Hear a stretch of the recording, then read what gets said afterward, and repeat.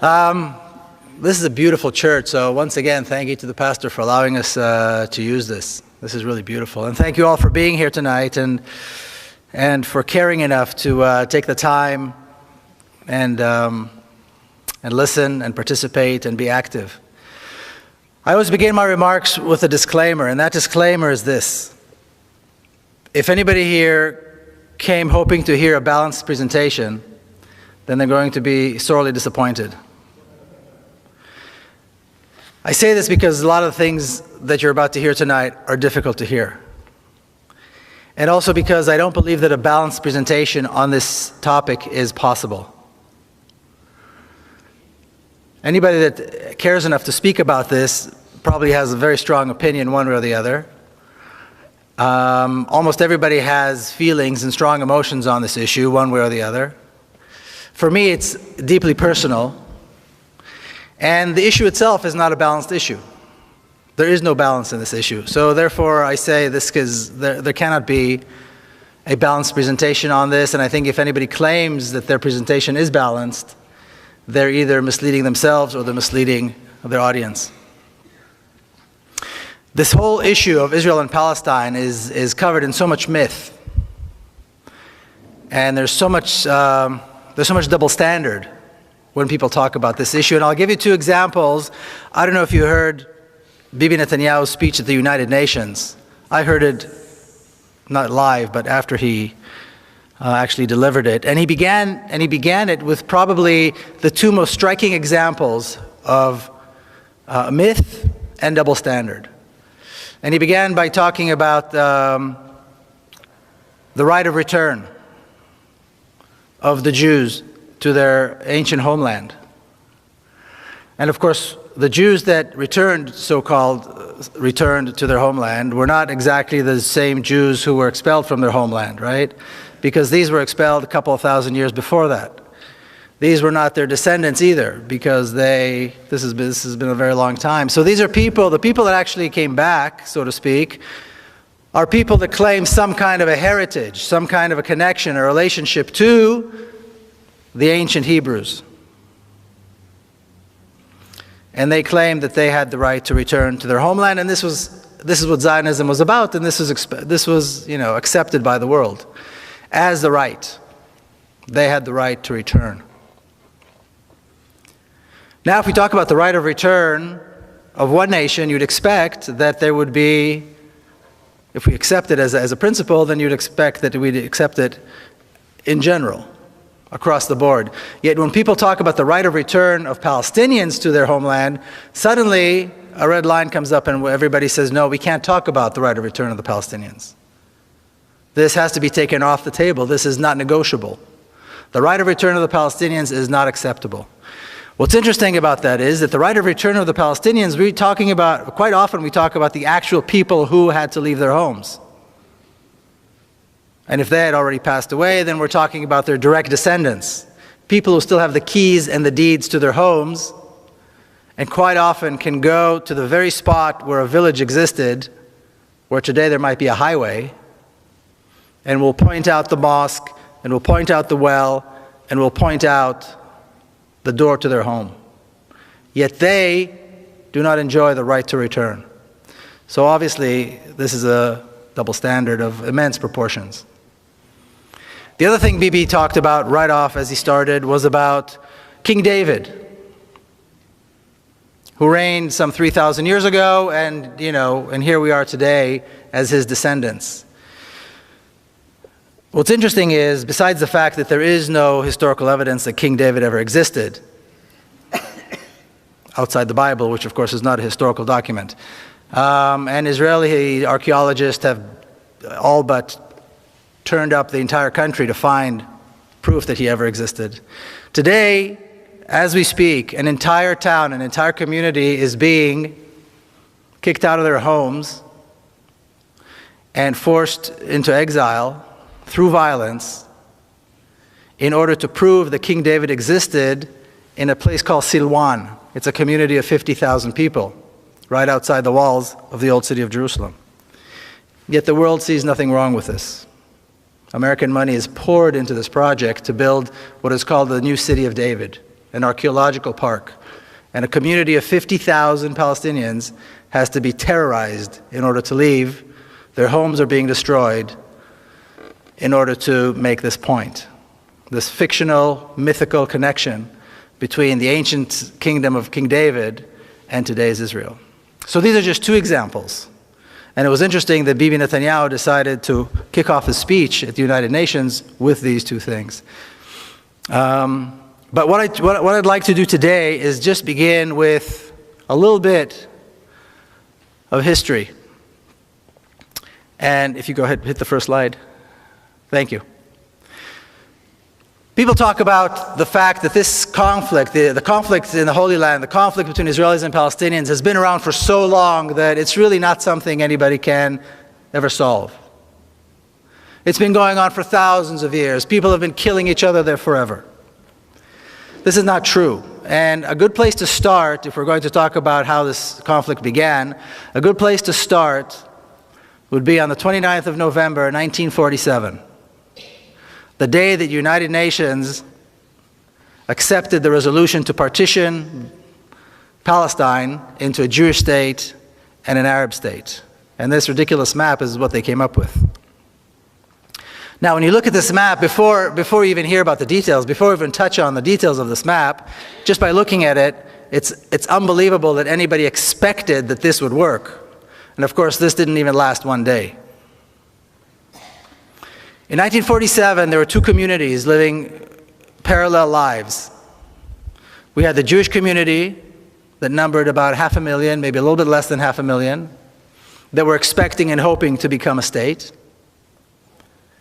And you had the Arab community, the Palestinian Arab community, of about 1.5 million people who were also in the process and had the expectation of becoming a state.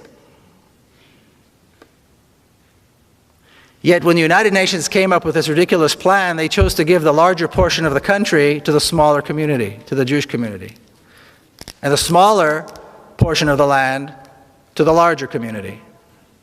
And then people said, and to this day you hear people say, see, the Arabs, the Palestinians, did not accept the partition plan, so all this is their fault. Is anybody mad enough to think that they would accept this? Would anybody in their place have accepted something like this? Obviously not. And obviously, like I said, this did not last even a single day. Because as soon as the resolution was accepted, the Zionist forces, what was called the Haganah, the Palmach, began a massive campaign of ethnic cleansing. Now, the story that we hear, the myth that we're told about 1947, and I heard it once again today, earlier today, at the Seattle Times, is that in 1947, after the United Nations finally recognized the right of the Jewish people to have their own state, the Arab armies attacked, intending to destroy this fledgling state, this young Jewish community. And this is only several years after the Nazi Holocaust. Yet somehow, between the end of 1947 and the end of 1948, the Zionist forces were able to conquer almost 80% of the country, destroy over 500 towns and villages, including schools and mosques and churches and homes, and exile almost 1 million people within a 12-month period. How did they do this if they were being attacked by massive armies from the outside? But once again, when we look at the facts, we realize that in 1947, the Jewish community, the Zionist community, had quite a substantial military force. They had a force of close to 40,000 armed men, and well-trained, well-indoctrinated. My father was one of them. There was no equivalent on the Palestinian side. The Palestinians have never had a military force. To this day, the Palestinians have never had an army or a military force. There was no equivalent of the other side. The Arab armies, such as they were, didn't enter the war until late in May of 1948. Much of the ethnic cleansing had already taken place. The war had been taking place for over 6 months by then. So, of course, this is a myth. This is a myth that nobody takes the time to investigate and question. But once again, the reality that in a 12-month period, so much was done exactly because that is exactly was the purpose of these Zionist forces. To capture as much of the land as possible and get rid of as many people as possible. And that's exactly what they did. Would you hit the next one, please? You heard the story, Judith related to the story about my mother. That's my mother. She's 86 now. She's still living in Jerusalem. She was born and raised in Jerusalem. And she used to tell me how when she was young, she would walk around on a Saturday afternoon, and many of the beautiful neighborhoods in Jerusalem, and I'm talking about the New Jerusalem, the Jerusalem that was built outside the city walls. These were Palestinian communities with beautiful homes. And she would walk around and she would see the families on a Saturday afternoon sitting under or by the lemon tree and so on. And then in 1948, she was living still in Jerusalem. These communities were forced to leave. Their homes were given to Israeli families. And she was offered one of these homes, and like you heard, she refused. The thought of taking another family's home just did not sit well with her. And then she saw the looting, and she still, to this day, when she talks about it, you can see that she feels such a sense of shame. But what's interesting is that I remember hearing this story as a child many, many years ago and over a very long period of time. And it wasn't until I was actually working on the book and I spoke to her about this again that I realized why this story was bothering me all those years. Because the story was bothering me. There was something about it that was troubling. And only now I realized it was troubling because it contradicted the national narrative. It contradicted what I learned in school. That the Arabs attacked, we won, they left, and we get the spoils. So what's wrong with taking their homes? If this is the truth, then there's no wrong in taking their homes. They attacked, and we won. It's fair enough. But once again, like I said, hearing this story in the back of my mind over and over and over again kind of troubled me. And this is exactly why. The truth lays in the personal story, not in the national narrative. Can you hit the next one, please? The title of the book is The General Son, and then the subtitle is Journey of an Israeli in Palestine. So the General Son is a big part of who I am, and this is my father as a general. Now, after the State of Israel was established and the Jewish militia, the Zionist militia became the Israeli army, he remained as an officer and had a very long and interesting military career. 20 years later, 1967, the drums of war were beating. He was already a general. And a lot has been written about what happened in 1967 and why the war broke out and who actually started the war and why. A lot of books have been written about this, movies have been made about this, and it's an interesting period. Now, just kind of to touch on the history, some of you I'm sure recall, the Egyptian President Nasser decided to kick out the UN peacekeeping forces that were in the Sinai Peninsula that divided Egypt from Israel. And he entered against the ceasefire agreement that existed between the countries. He entered Egyptian troops into the Sinai Peninsula. The generals saw this as a cause for war, as a legitimate cause for war. And they pushed for war. The Israeli cabinet, however, was not, they were hesitant. They were not so eager to start a war. And this tug of war began between these two groups.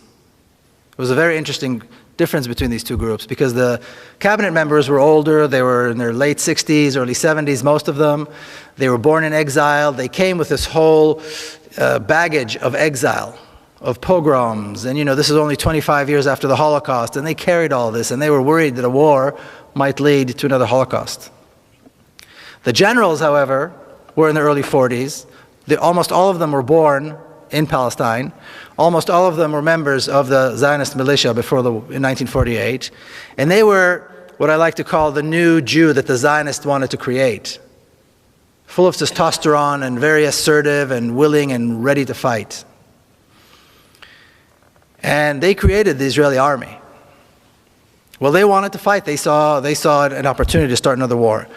Now, the myth that we're told about this, or the story I should say that we're told about the 1967 war, is that once again Israel was attacked by 3 massive armies intending to destroy it. And once again, miraculously, somehow, we, the Israelis, prevailed. Because we're smarter and because we're better trained and we're more motivated, and as we heard now recently, we're somehow culturally superior as well, perhaps. Who knows? But all of these reasons, for all these reasons, we prevailed and we defeated the Arab armies. Once again, when I was working on the book, I decided to go into the Israeli army archives to learn about my father's career. Like I said, he had a very, very interesting military career. And I was interested particularly in reading the minutes of the meetings of the generals leading up to the 1967 war. Now, once again, a lot has been written about those meetings. So I wasn't expecting to find anything new, because I'd read everything that was out there. But as soon as I began reading, I saw something that I'd not seen anywhere else. My father says this, and several of the other generals say this, in their attempt to convince the cabinet to start the war. And that is that the Egyptian army is not prepared for war, and therefore we must attack now. In fact, they said the Egyptian army needs at least 1.5 to 2 years before it will be prepared for war. So we have a tremendous opportunity now to once again, this will be the 3rd time, to destroy the Egyptian army. And the fact that the Egyptian army brought their troops into Sinai and closer to us, closer to Israel, only makes it easier for us to destroy them. Not only are they not talking about an existential threat, they're not talking about any threat. They're talking about an opportunity, a military opportunity to once again defeat the Egyptian army. So once again, the myth fizzles away. The generals, of course, won the day. The government gave them the okay to start a preemptive strike against Egypt. The Egyptian army was decimated in a couple of days. The Sinai Peninsula was conquered once again. The Gaza Strip was conquered. And the generals wanted more. The generals wanted more. They wanted the West Bank, which was a sore spot for them because in 1948 they wanted to take it. They were young commanders in 1948, and they wanted the West Bank then. But for political reasons, Israel decided not to take it. Well, here was their opportunity, and they took the West Bank. And they'd wanted the Golan Heights for a long time too, because it's high up above the Galilee, and there's lots of water there, and they took that as well. And there was a lot of ambition too. The generals, the northern commander wanted the Golan Heights, the central commander wanted, they all wanted the laurels of victory. They had no doubt that they were going to be victorious. In 6 days, the Israeli army defeated and destroyed 3 Arab armies, conquered the West Bank, the Golan Heights, the Sinai Peninsula, the Gaza Strip, killed over 15,000 Arab soldiers, at a loss of 700 soldiers to the Israeli army.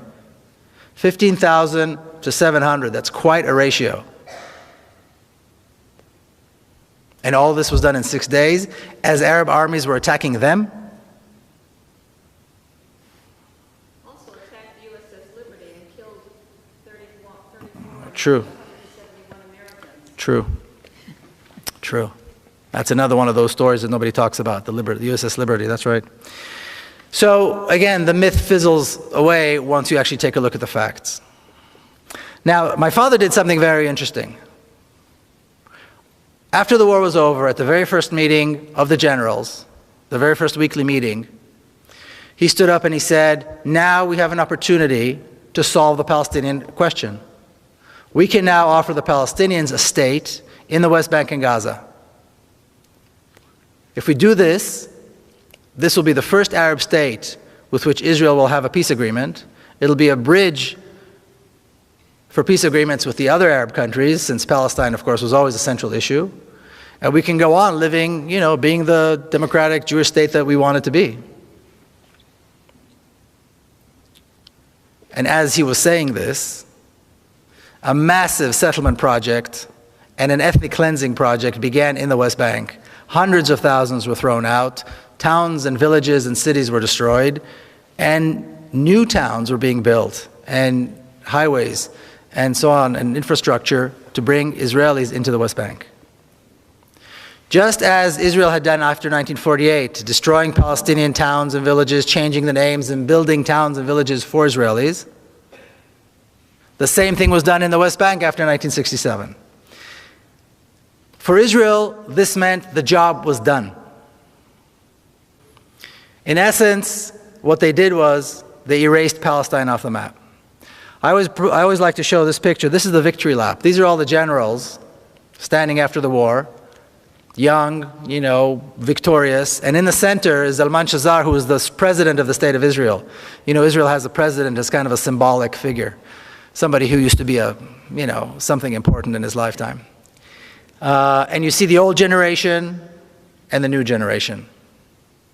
And this new generation of generals is often referred to as the silver tray upon which the land of Israel was given to the Jewish people. Because from that point on, the entire land of Israel was under Jewish control for the first time after 2,000 years and only 25 years after the Holocaust. Historically, from a Zionist perspective, this is unbelievable, unprecedented. But in fact, this is what they did. Palestine was erased completely from the map, and Israel was in completely over the entire map. This was the objective, this was the name of the game. Erasing Palestine, getting rid of the people, and de-Arabizing the country. De-Arabizing the country is what was left to do.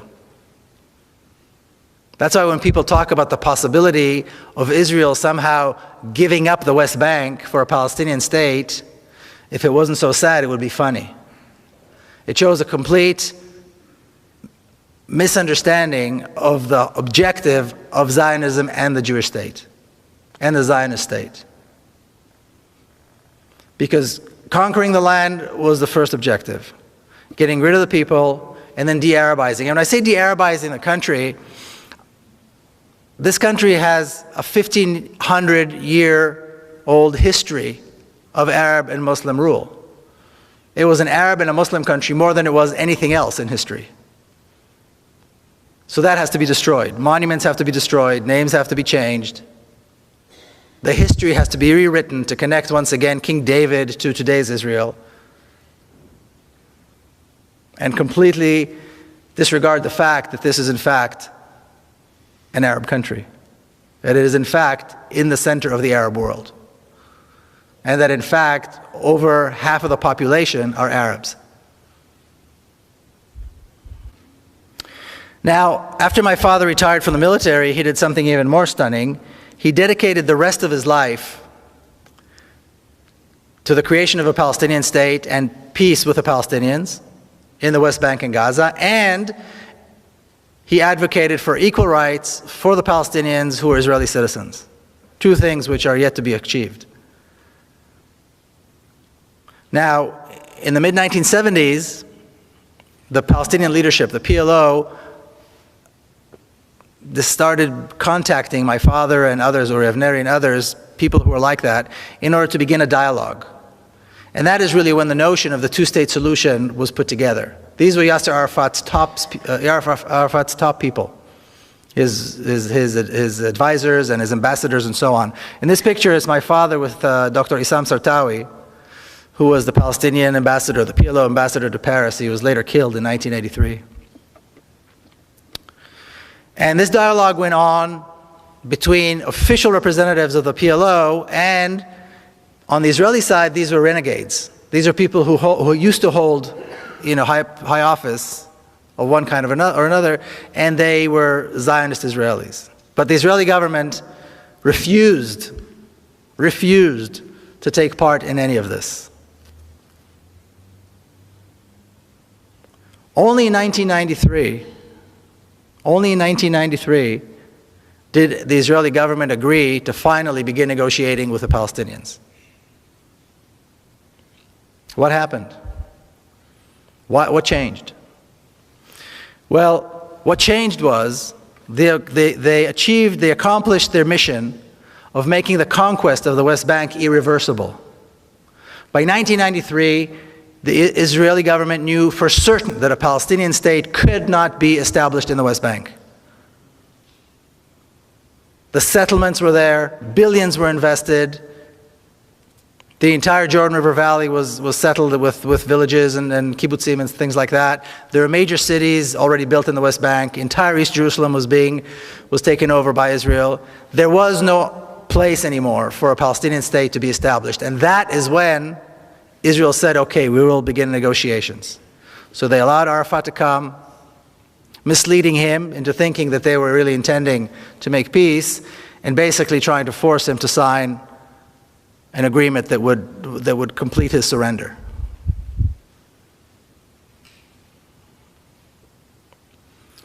But once again, when we hear people still talking about the notion that somehow there could be an Israeli government that would give up the West Bank for a Palestinian state, like I said, if it wasn't so sad and tragic, it would be funny. Because as we look at the 65-year history of the State of Israel, it is absolutely clear that this can never happen. Now, later on in the year 2000, I'm sure you recall, President Clinton invited Barak and Arafat to Camp David to somehow solidify a peace agreement. Or so he said. What they tried to do is force Arafat once again to surrender, which he would not do. So they came out of Camp David, and President Clinton said, Arafat gave some, Barak gave more. In other words, this is Arafat's fault. And from that moment on, for the last 4 years of his life, he was vilified, and eventually Arafat died with Israeli tanks surrounding his office under siege. But the myth that we're always told is that the Palestinians are not willing to make concessions. And that is the problem. I think Mitt Romney just alluded to this as well in that little secret tape that was recorded. The problem is the Palestinians. They just don't want peace. Yasser Arafat was willing to give up almost 80% of his homeland and the right of the Palestinian refugees to return to their homeland and be compensated, all for the sake of peace. What he wouldn't do is he wouldn't go less than 20%. He wouldn't give up the West Bank and the Gaza. That he couldn't do. They want him to give up even more. They want him to sign a surrender agreement, and he wouldn't. It's not the Palestinians that aren't willing to make concessions. It's Israel that's incapable of making concessions, because concessions on the land are impossible from a Zionist perspective. The whole name of the game is taking the land and making it ours. And this is exactly the process that took place. Please. Now, once again, like I said, the book goes in and out of my own personal family history and the history of the State of Israel and how the two are related. This is a picture of my niece, Madar. And on September the 4th, 1997, she was killed. 2 young Palestinians blew themselves up in Jerusalem, took their own lives, and the lives of several Israelis, including her. She was 13 years old. So when a 13-year-old little girl that you know and love gets killed like this, you don't really know what to do. You don't know what to think, you don't know what to feel, you don't know how you're going to get back to life after that. Now, she was a granddaughter of a famous general, so this was big news.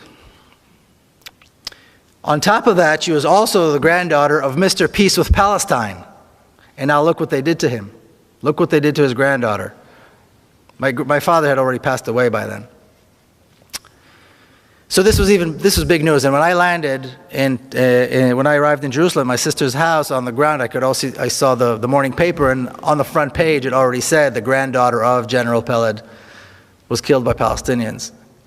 And my sister's apartment was packed with mourners, of course, people who came to express their sorrow, but also reporters, endless stream of reporters. And after the funeral, she came out to greet and see everybody. She said two things that put me on a path, and I think it put her on a path, and many of us kind of helped us to wrap our heads around this unspeakable tragedy. The first thing she was asked, of course, is about revenge and retaliation. And the comment that she made was, no real mother would want this to happen to another mother. Don't talk to me about revenge. Motherhood is a uniting force. It cuts through religion. It cuts through any differences that might exist between us. And if she's anything above all, she is a mother. She's got 3 other boys, wonderful boys. And the second thing she said was, my government is responsible.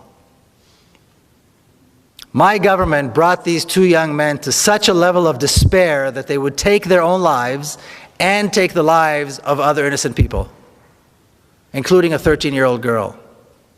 The brutal oppression under which the Palestinians have to live because of us is the cause of this. That is why this is happening. If we want this to happen, we have to lift the oppression. As long as Palestinians are denied hope, and denied freedom, and denied water, and denied their land and their homes, this will continue to happen. I point a finger at my own government. And interestingly enough, Bibi Netanyahu, who's today Prime Minister, was Prime Minister then as well. He also used to be a close personal friend of my sister because they went to school together in Jerusalem. That's a whole other side story. So then I came back, you know, the 7 days of mourning that we Jews keep, you know, were over, and I had to come back. I lived here in America already, and you have to go to work the next day, and how do you do this? But somehow what my sister said put me on a path, and I decided, okay, it's time to do something. Because she became very outspoken. And her husband, Rami, became very outspoken, as some of you, I think, know, some of you have heard him here, about the need for reconciliation and the need to allow the Palestinians their rights and freedoms. I was lucky enough that in San Diego I met a group of people. It was a Jewish-Palestinian dialogue group. It took me some time to find them, and it took me some time to understand what I was going to do. And what was interesting was, I was 39 years old. I was here in the United States. And that was the very first time I ever met Palestinians. I grew up in Jerusalem. I was born and raised in Jerusalem, a mixed city. The first time I ever sat with Palestinians in a normal setting as completely equal people was here in the United States. Because even though Jerusalem is, you know, so-called united and so on, it's completely segregated. So an Israeli boy does not meet Palestinians. I mean, you might see them doing landscaping or, you know, washing dishes. And then I began hearing all these stories that I'd never heard before. This was a dialogue group, so it was not about, you know, accusing or arguing. Everybody told their story. And I'm sitting with Palestinians and they're telling me about forced exile and about massacres and all these things that we don't do. We Israelis don't do these things. We're a moral people, we're a moral army, we've made mistakes, we're not perfect, but basically we don't do these things. And my good fortune was that I was around a group of people, mostly Palestinians, who helped me go through this transformation. It's like learning, I don't know, it's like having your teeth pulled out without anesthesia. It's so painful. You suddenly learn that everything you know is not true. And coming from my background with my family history, that was very painful. But they were very gracious and very generous in the way they kind of led me through this. And I'm forever grateful to that Palestinian community in San Diego for, you know, carrying me along. It took several years. The way now I talk about it like it was easy, but it was very difficult and it took a very long time. And then I became active. And then I started visiting Palestinian communities inside Israel, and I would visit the West Bank, and I began learning more and more about the issue. Would you hit the next one, please? And as I traveled to the West Bank, I would see this. If you've been to Kalandia or any of the major checkpoints, you see the sign. It's about the size of one of these walls. It's a massive sign. And as you can see, it's white letters over a red background, which usually means danger. And of course, it's in Hebrew. And what the sign says is that this road leads to Area A, which is under Palestinian control. And entry to Israelis into Area A is forbidden. It's life-threatening, and it's a felony.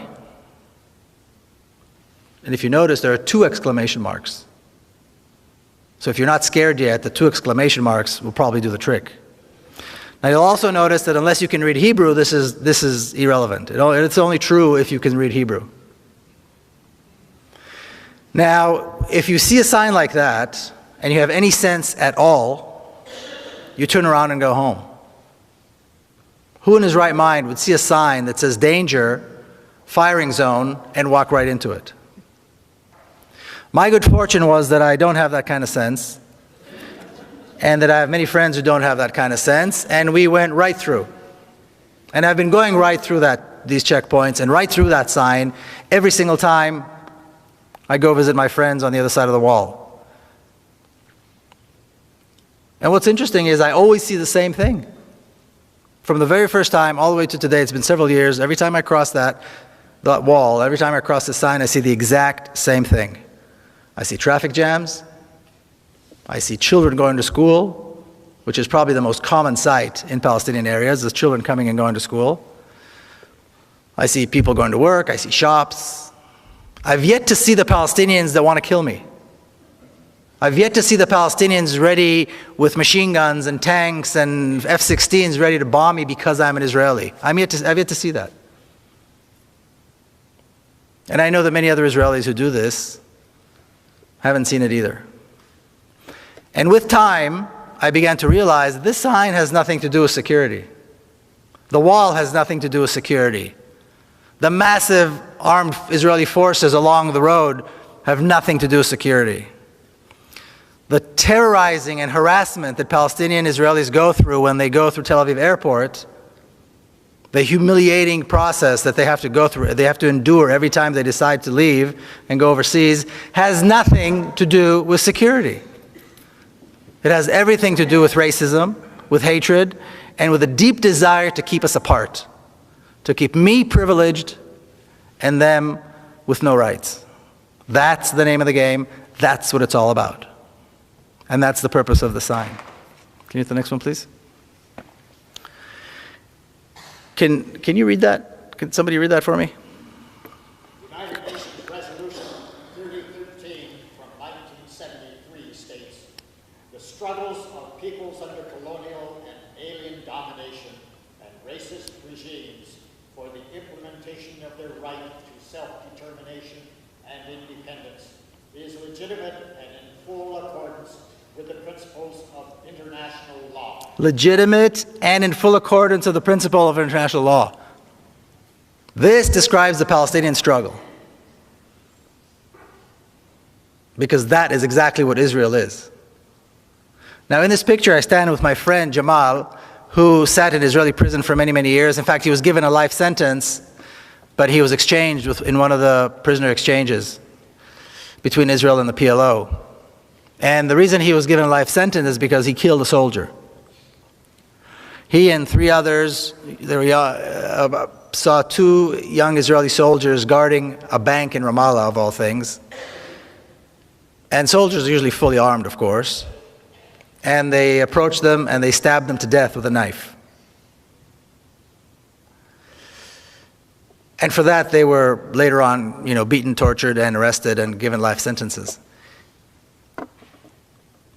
But when I see the picture of the 2 of us standing side by side, I have to wonder which one of us is really the terrorist. Because according to this, it's certainly not him. I, on the other hand, served in the Israeli army, an army of occupation, an army of oppression, an army whose sole purpose is to make sure that he does not have a state, he does not have rights, and he dare not resist. So yes, my army has uniforms and commanders and generals, but which one of us is really the terrorist? And finally, and this is also how the book ends, what do we do? I mean, how do 2 nations share a state? How do they share a country? Well, there are lots of examples. Look at Switzerland. Look at Belgium. These are multinational states. The Swiss are Swiss, the Belgians are Belgians, regardless of what, actual nationality they are beyond that. So there are plenty of examples of states that have multinational nations within them. Once again, going back to this question, is 1 state the right thing? Is 2 states the right thing? Are 3 states the right thing? Somebody gave me something, about a confederation. The reality is that Israel had created a one state. The borders in terms of what, from Israeli perspective, are very clear. The borders of the state of Israel are the Jordan River on the east and the Mediterranean on the west. That's it. If you look at Israeli school books, if you look at the weather maps, if you look at any official maps of the state of Israel, it is absolutely clear. There is no question in anybody's mind what the borders of the state of Israel are. That's it. So the notion that there could be an Israeli government that would give up some of that is absolutely absurd. And Israel governs this one state very skillfully with three different sets of laws. You have the laws that govern people like myself, Israeli Jews, who can come and go and say what they please. Pretty much a democratic state for all purposes. You've got the laws that govern the Palestinians who are citizens of Israel, and there are over 30 laws in the law books that discriminate against them specifically, and you've got an entire culture of discrimination against them that is deep-seated and deep-rooted in Israeli society. And then you've got the laws that govern the Palestinians in the West Bank and Gaza, and this is really at the pleasure of the Israeli army. If they want to destroy, they destroy. If they want to arrest and beat, they arrest and beat. If they want to torture, they torture. If they want to kill, they kill. And Palestinians have no recourse. This is the reality. There's an education system, the Zionist education system, like Judith alluded, my sister just wrote a book about it. She's an educator, that teaches racism in a very subtle way. There's a bureaucracy, an entire bureaucracy, that is dedicated to making life impossible for Palestinians through all kinds of restrictions and permits and requirements that are absolutely uncalled for and unnecessary, but are all given and provided under the guise of security. And then you've got the Israeli army, which I like to refer to as one of the best trained, best equipped, best fed terrorist organizations in the world. And yes, they have generals and they have nice uniforms, but their entire purpose is terrorism. And just as one example, I'll give you one example. Almost exactly 4 years ago, as Israel began its attack on Gaza, September the 27th, 2008, at 11:25 in the morning, what I refer to as the most shameful day in the Jewish history, the most shameful day in the history of the Jewish people. Israel began carpet bombing Gaza, and on the first day of what was to be a 21-day attack, they dropped 100 tons of bombs. Okay, a 1-ton bomb will decimate an entire city block. Gaza is one of the most densely populated places in the world. 800,000 children live in Gaza. 11:25 is exactly the time when the morning school shift and the afternoon school shift change. So all the kids are in the streets. All the children are on the streets. That was the moment decided by the decision makers in Israel to begin the attack. This was the first day of a 21-day slaughter that had absolutely no justification. If that's not terrorism, I don't know what is.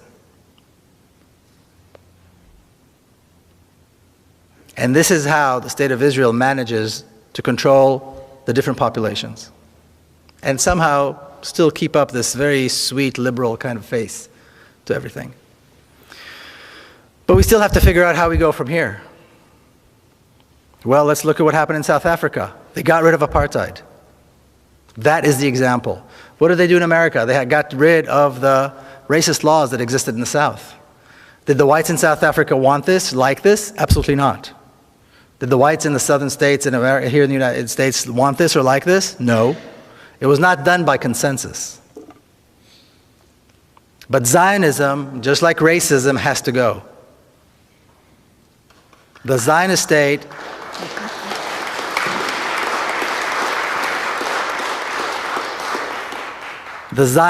has to be replaced with a democracy. Equal rights. We have 5.5 million Palestinians, about 6.5 million Israelis. There's absolutely no reason in the world why they can't live together as equals.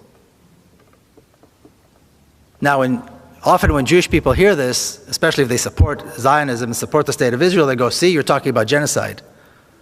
You're talking about another Holocaust. That's just an excuse. There's no reason to assume this is going to be violent. There's no reason for a transfer of power to be violent. Evil dictatorships can be, and evil regimes can be replaced by democracies without violence. It's happened before. There's no reason why it won't happen again. I just heard this thing today about the vast differences between Israelis and Palestinians, cultural differences, the cultural superiority of the Israelis. I've never heard such nonsense in my life.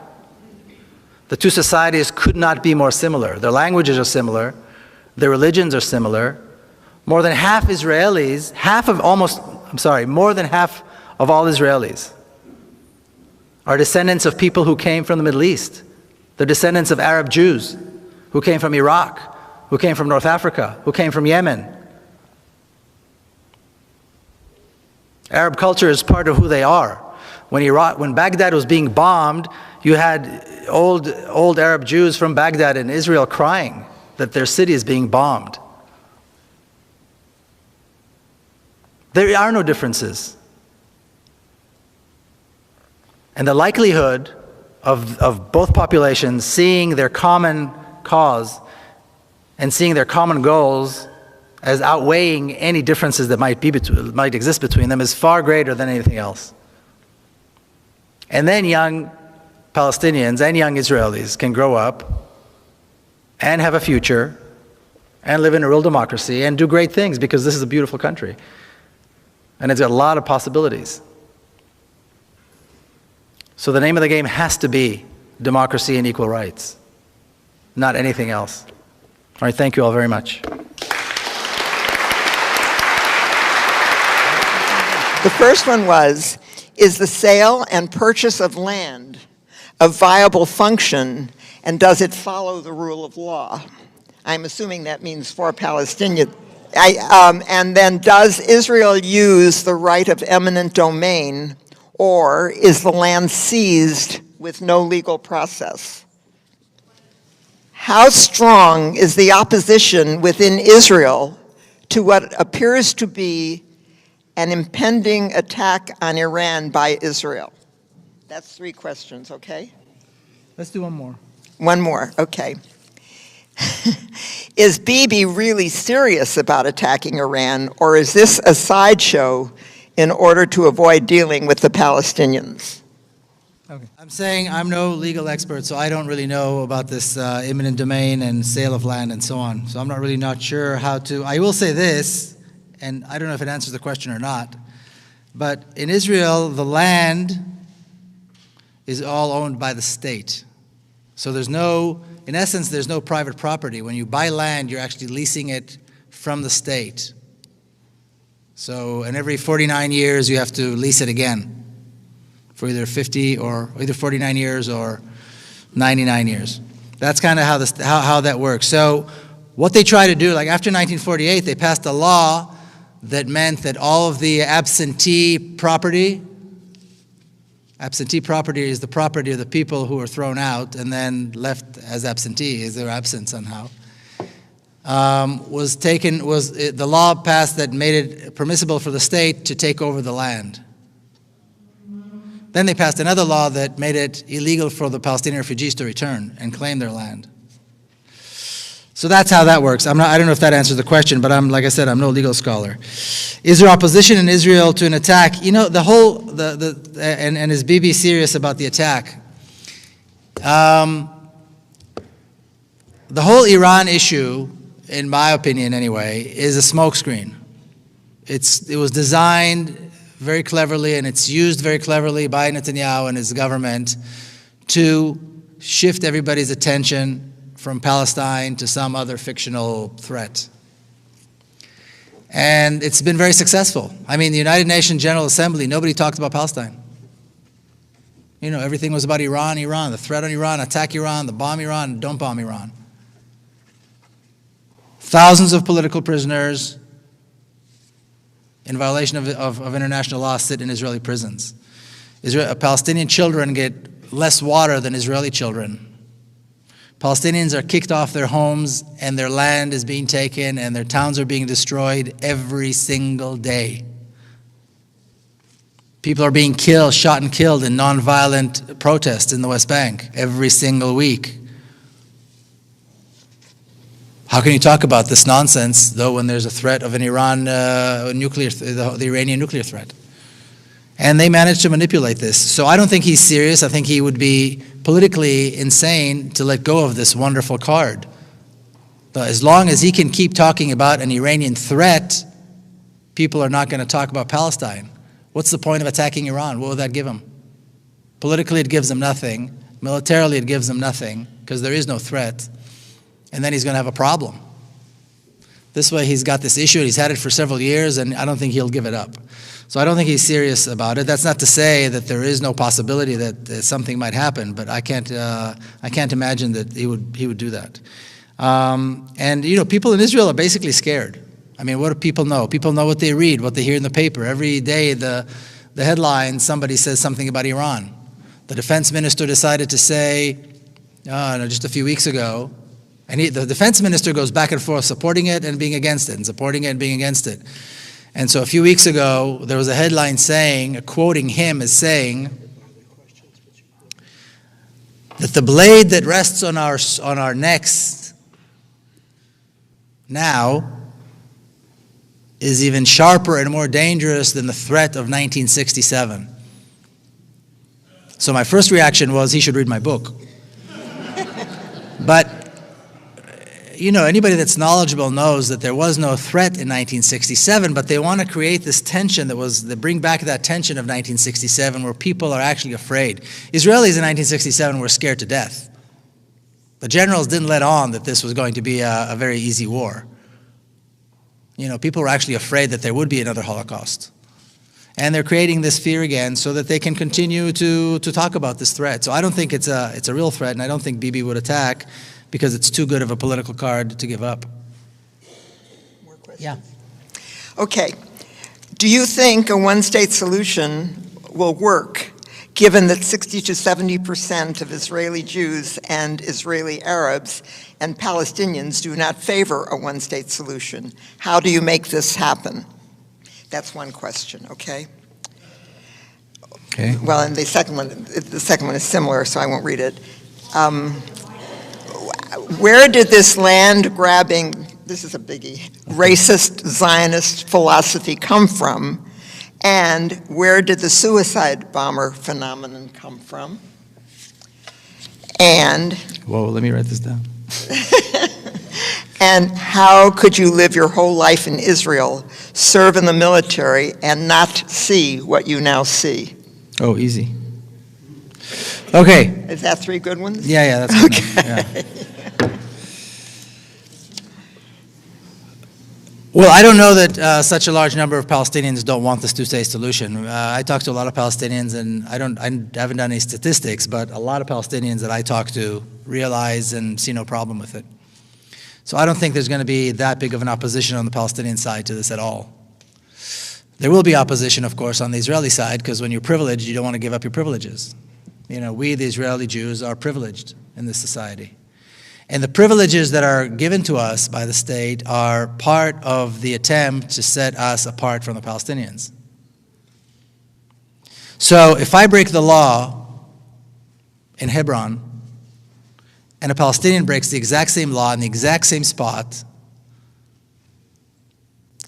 the laws that govern the state of Israel, which are, regular, conventional law, applies to me. Israeli military law applies to the Palestinian. If I participate, or I should say when I participate in protests in the West Bank and I get arrested, everybody knows how it's going to end. I go home at the end of the day. I might get roughed up a little bit, whatever, but at the end of the day, everybody knows I go home. Because I'm an Israeli Jew. Palestinian that gets arrested will be beaten, will be tortured, and will be kept in prison as long as the local commander wants him in prison.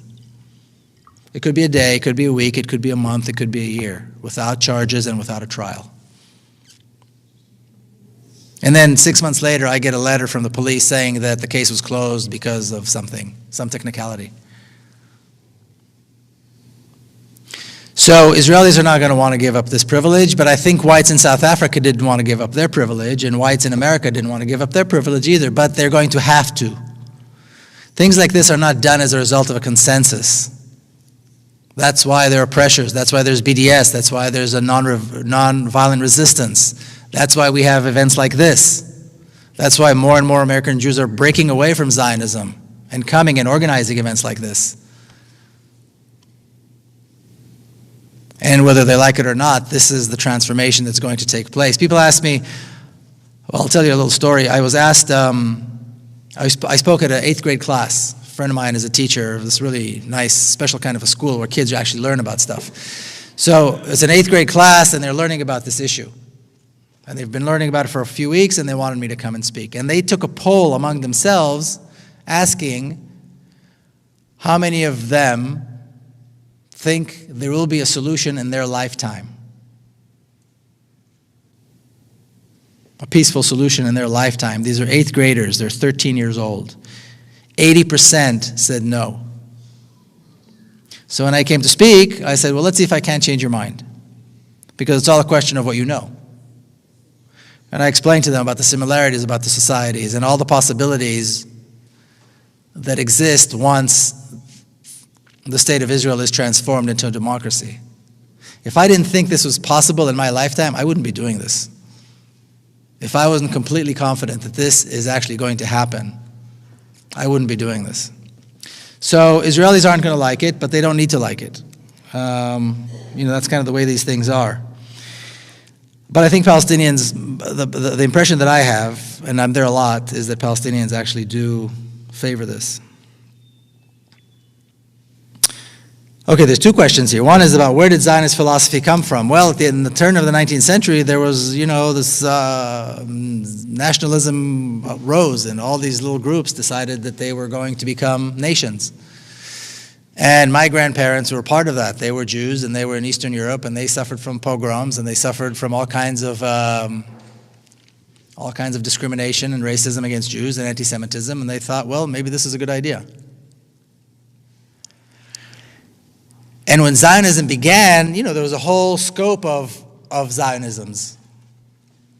There were Zionists that believe in a democracy and that Jews and Arabs would live together. They didn't, in their wildest dreams, imagine that they would kick out people from their homes. And then there were other Zionists who later on became the mainstream Zionists, led by people like Ben-Gurion, who was Israel's first prime minister, that were radical, racist, and violent. And they won the day. And they gave the tone, and that's why Zionism is what it is today. Racist, violent, militant, and non-compromising. But that tone was given by Ben-Gurion and people around him. So that's where that came from. And where did suicide bombers come from? I don't know that suicide bombing is a philosophy. I mean, there are 5.5 million Palestinians who live inside of Palestine. There's probably another 5 or so that live outside of Palestine. That's 10 million people. There were less than 200 suicide bombers. So it's not like, there's some kind of a madness of suicide bombers among Palestinians. Let's put things in perspective. And I don't know that there's a philosophy to it. I think when people are desperate enough and hopeless enough, they see their fathers being beaten and tortured, they see their sisters being shot and arrested, they see their homes being destroyed. They have no ability to go anywhere or buy food or provide water for their families or their siblings. And they see this massive army that is relentlessly oppressing them and beating them. If there's no hope, there's no hope. So we do what we can, But I think if we actually look at how many people actually did this, and I don't know a single Palestinian, and I know a lot of Palestinians, that thinks this was a good thing or supports it. So I think it's important to put the suicide bombing thing in proportion. Yeah. Okay, I have 4 cards here that all kind of deal with something, so it's not really 3 questions. I'll just give you a whole series of topics. Are you saying that nothing will change unless there are changes in American policies and public opinion? What can we do in our U.S. communities to support a single democratic state in Israel? Hold on, slow down. Slow How down. do we counter? Hold on. This is all part, well, it's Yeah, all. but I gotta, you know. Oh, you got to get them? Okay. So nothing will change unless something changes in the U.S. What can we do? Yeah, what can we do? No, Are you that's saying better. that nothing will change unless America? And what can we do in our communities to support a single democratic state Okay. and to counter? No, what? that's fine. That's fine. Oh Go yeah, on. he wanted me to read them. I tried. Go on. Go on. How do we counter the influence of AIPAC and other Jewish organizations over U.S. policies? Okay. And how do we convince Americans, I assume, who speak against Israeli policies to fight the false accusation of anti-Semitism? And what do you see as the U.S. collusion with the current Zionist project? And who's actually calling the shots historically, the Zionist movement or the U.S. government and big business? Those are all related. Okay. Wow. That's a lot of questions. Okay. Well, nothing's going to change until a lot of things change. I think, closer? Yes. Okay. I think nothing's going to change until a lot of things change. So things have to change in this country, certainly, and they are changing in this country. Like I said, you know, I'm going to be speaking right now. I'm booked through Thanksgiving, pretty much straight through. More than half of the events that I'm invited to speak at are organized by American Jews. So I see a very big change in what's perceived to be, you know, American Jewry. It's no longer this blind admiration for AIPAC and for Israel and for the whole Zionist thing. Jews are looking at the state of Israel and they say, well, this does not represent us. This is not what we stand for. Thousands of political prisoners, torture, discrimination. This is not what American Jews stand for. So more and more American Jews are moving away from Zionism, and I think that's a very good thing. So that's changing already. I also think that, you know, certainly the United Methodists, the Presbyterian churches are doing a lot of work on this issue. And they're making big strides, and they're bringing about big changes. And I think the more Americans see Jewish people criticize Israel, the more non-Jewish people will feel comfortable. And this anti-Semitic thing, people ask me this all the time. They say, well, look, you can say this because you are you, but when we say it, they call us anti-Semitic. And my reply to that is, fine. I mean, they call me a self-hating Jew. I just got something that said I was a self-hating Jew or that I hate Jews or something. Fine, I'll take that. Now, let's talk about something else. Can you explain to me why Palestinian children get no water? Can you explain to me how you justify dropping 100 tons of bombs on children? Can you explain to me throwing people out of their homes and making them homeless? Can you explain to me yanking kids out of their beds at 2 o'clock in the morning, throwing them in prison and torturing them? Can you explain all this to me? Perhaps I'm anti-Semitic. Now you explain all this to me. What does that make you? And this has to be the conversation. Calling people anti-Semitic is a very weak weapon. It's a very weak tool. It's all they've got. But when you actually look at it, it's completely meaningless. Because they do not have an answer for all those other questions. And that has to be the issue. They're the ones who have to explain, not anybody, not you, not us. You have nothing to explain. These are legitimate questions. You supported, you danced, you celebrated when Israel was dropping hundreds of tons on bombs on 800,000 children. They were locked up in Gaza and had nowhere to go. You supported this. I'm anti-Semitic? What does that make you? You support a country that deliberately prevents children from access to water. Not to mention food and medicine and education and a home and freedom. You support that. What does that make you? How can you support this? This has to be the conversation. And I'm not suggesting it's an easy thing to do, but I am suggesting that this is how you counter AIPAC. And that's what you do here in the U.S. Because these are the conversations that these are the best excuses, these are the best thing AIPAC can come up with. They're talking about transforming Israel as anti-Semitism and it's calling for genocide. Who's talking about genocide? I haven't heard anybody suggest genocide. Of all the people that I've heard, and I've heard a lot of people talk about this transition, changing Israel from a Zionist state to a democracy. I've heard many people talk about, Ilan Pappé, who talks about it, many people talk about this. None of them, not a single one of them, would support a violent transition. Not one would support violence. And violence is not needed. So that's how you combat AIPAC, and that's how you counter AIPAC, and that's how you convince Americans not to be afraid. Like I said, I'm not suggesting it's easy. When somebody comes back with this anti-Semitism thing, then people, pull back and they're afraid. And I can understand that. It's very hurtful. At the same time, there's a bigger issue here. So this may hurt our feelings for 5 seconds, but, let's continue the conversation. And that's what has to happen, and that's how you take over this AIPAC nonsense. The collision with Zionism is inevitable. Was it collision or collusion?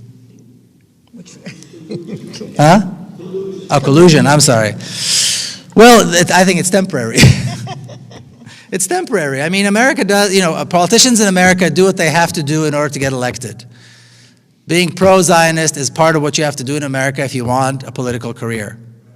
Either you're the president or a council member of, my city, Coronado. I mean, they're not even, it's kind of a part-time job. That's the name of the game. That's the price of doing business. So I think the president cares more about health care than about Israel. So he's going to give money to Israel so they shut up and he can pass health care reform. This is how it is. This is politics in America. And that's why a second Obama term is not going to make any change. It's not going to be different on this issue. Because he doesn't care enough and because, why bother? He's got nothing to gain. But it's going to start from the bottom. And once there's a lot going on, it's like I said to somebody earlier, it's like Vietnam. When American people decided enough is enough, Congress said enough, and the president said enough, and that was it. And Americans were out of Vietnam. But it takes that kind of a movement. And right now, it's true that on this issue, Israel calls the shots. Right now, when Israel says jump, the American politicians say how high. And then they move on to the next thing. But that's the price of doing business here in America if you want to be a politician. Is that it? I have one more question.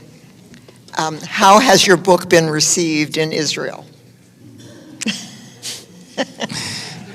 It hasn't been received in Israel. I don't think anybody in Israel read it. I've had several speaking events and I've had a couple of book launches, but they were all on the other side. One was in East Jerusalem, one was in Ramallah, and so on.